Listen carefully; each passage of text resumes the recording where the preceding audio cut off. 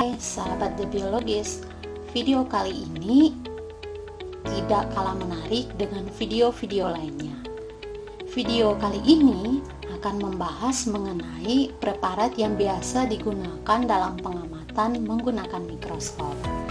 Tak lain juga kita akan membahas cara menghitung perbesaran bayangan yang biasa kita lakukan dengan menggunakan mikroskop. Setelah itu ada juga bagian poin yang penting, yaitu bagaimana kita menggunakan preparat. Dalam hal ini sel tumbuhan yang kita amati adalah sel bawang merah, dan kita amati menggunakan mikroskop dan kita tentukan bagian-bagiannya. Nah, tanpa berlama-lama lagi, kita langsung saja ke pertanyaannya dan kita melihat jawabannya di sana. Nah, untuk pertanyaan yang pertama itu, satu, preparat adalah objek yang diamati dengan menggunakan mikroskop. Preparat dapat berupa preparat kering atau awetan, atau preparat segar, atau dikatakan dengan preparat basah. Nah, untuk poin satu ini, pertanyaannya adalah objek pengamatan dengan menggunakan mikroskop yang telah melalui beberapa prosedur preservasi atau pengawetan sehingga objek pengamatan tersebut telah diawetkan, maka kalimat itu merupakan definisi dari apa? Oke, nanti saya jawab. Kita lanjut dulu di pertanyaan 2.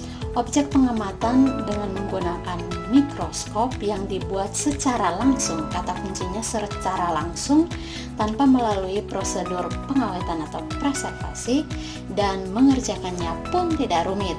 Nah, itu adalah pengertian dari apa ya?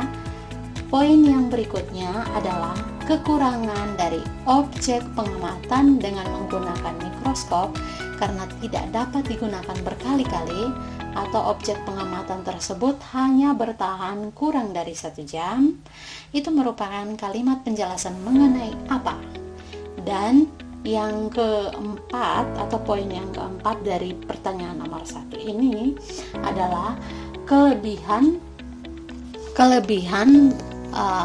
dari salah satu objek pengamatan dengan menggunakan mikroskop yang dapat diamati berulang-ulang kali. Kata kuncinya berulang-ulang kali dengan menggunakan mikroskop, karena objek pengamatan tersebut telah diproses melalui beberapa metode preservasi atau metode pengawetan terlebih dahulu. Nah, kalimat ini merupakan penjelasan dari titik-titik. Nah, kita langsung saja ke jawabannya. Nah, untuk pertanyaan pertama, poin pertama itu jawabannya adalah preparat awetan, ya. Preparat awetan atau preparat kering, karena kata kuncinya melalui beberapa prosedur preservasi dan telah diawetkan, sehingga jawabannya adalah preparat awetan.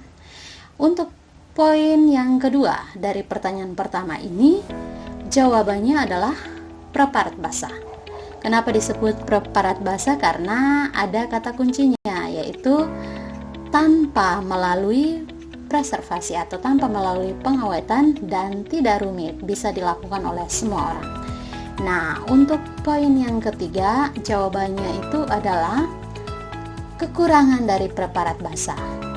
Kenapa ini disebut dengan kekurangan dari preparat basah? Karena dia hanya bertahan kurang dari 1 jam. Jadi preparat basah yang kita bisa gunakan itu, atau yang biasa kita buat itu, tidak akan lebih dari 1 jam. Karena lebih dari 1 jam preparatnya sudah kering, sudah kekurangan air dan mati kembali. Berikutnya, dalam hal ini mati untuk selnya, ya. Oke, berikutnya itu adalah poin yang keempat. Di sini jawabannya adalah kelebihan dari preparat awetan atau preparat kering.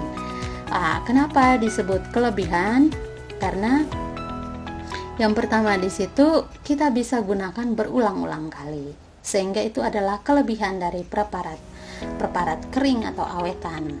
Ya, itu saja untuk jawaban mengenai preparat. Nah, kita pindah ke pertanyaan nomor 2. Nah, pertanyaan nomor 2 ini berisi dalam sebuah pengamatan preparat segar dengan perbesaran lensa okuler X kali dan perbesaran lensa objektif Y kali, maka dapat dihitung perbesaran total mikroskop.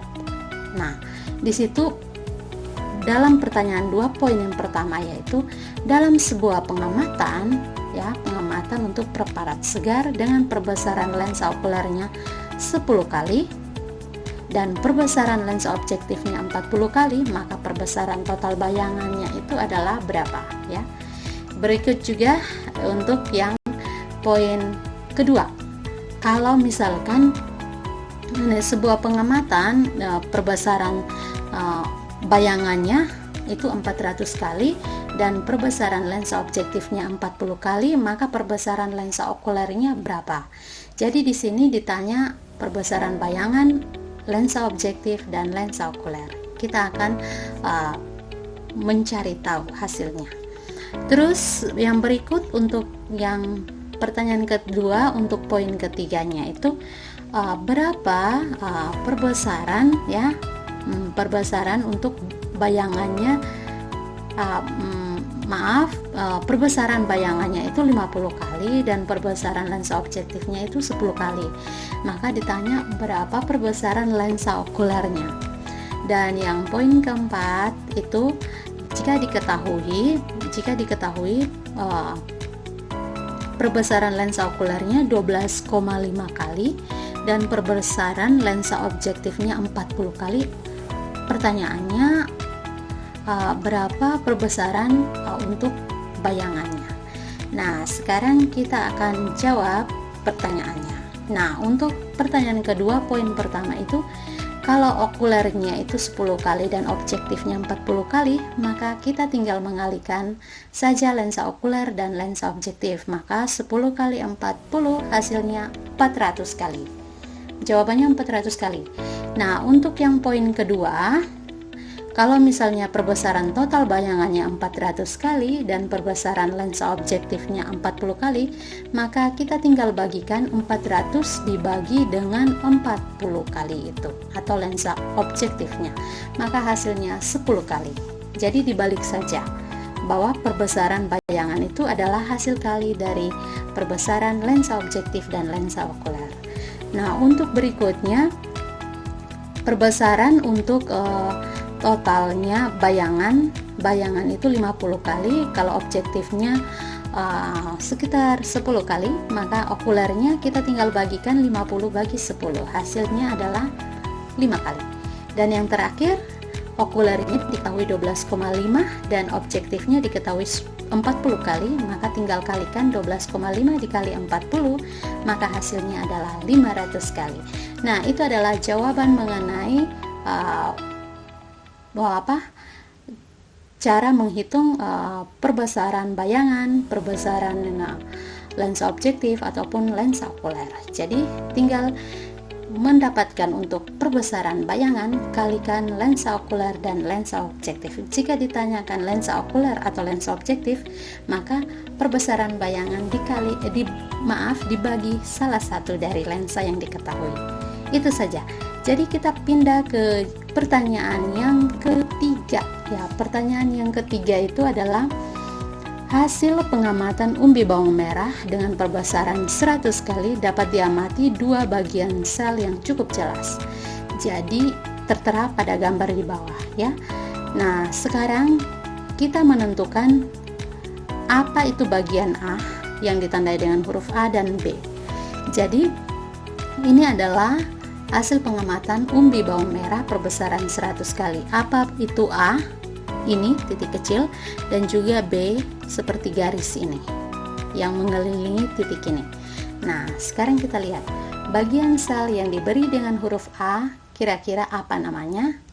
Ya, namanya adalah inti sel atau nukleus. Jadi bagian ini yang berperan dalam pengendali kegiatan sel. Yang poin kedua dari pertanyaan ketiga ini adalah bagian sel yang diberi huruf B. Jadi kata kuncinya itu adalah, atau clue-nya itu adalah memberi bentuk atau melindungi sel. Jadi jawabannya itu adalah dinding sel atau cell wall. Nah, untuk berikutnya itu kita masuk ke fungsinya. Jadi tadi bagian A saya sudah singgung, berarti bagian A nukleus itu fungsinya untuk sebagai pengatur seluruh kegiatan sel, dan B itu tadi saya sudah singgung sebagai pemberi bentuk sel. Nah, itu sekian saja untuk penjelasan mengenai bagian dari sel di cara menggunakan mikroskop. Sampai jumpa di video-video selanjutnya. Terima kasih.